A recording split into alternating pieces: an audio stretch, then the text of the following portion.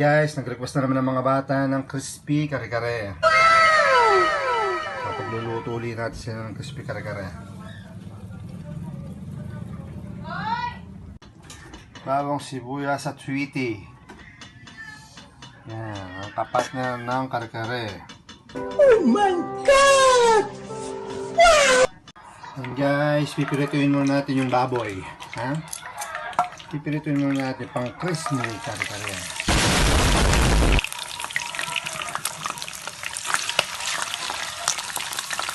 So, double fry natin yan guys para malutong siya mamaya.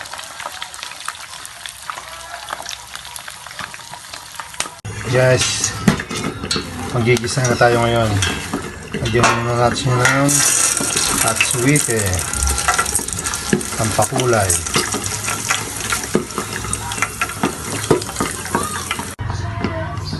Tapos tanggalin ang buto, mag-isa na tayo ng bawang.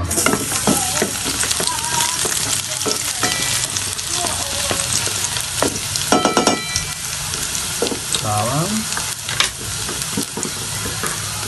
Tapos ng bawang ay sibuyas. Bango! Bango na.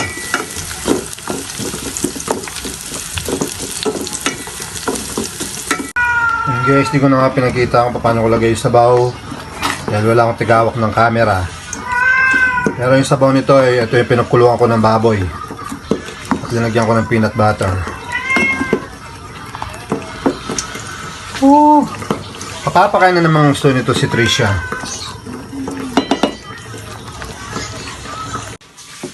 And guys, ito yung finished product ng ating sauce sa kare-karing bagnet. Yan guys, ang ating kare-karing bagnet. Ayan ang kanyang finished product. Wow, sarap. Kain na tayo. Manganta na.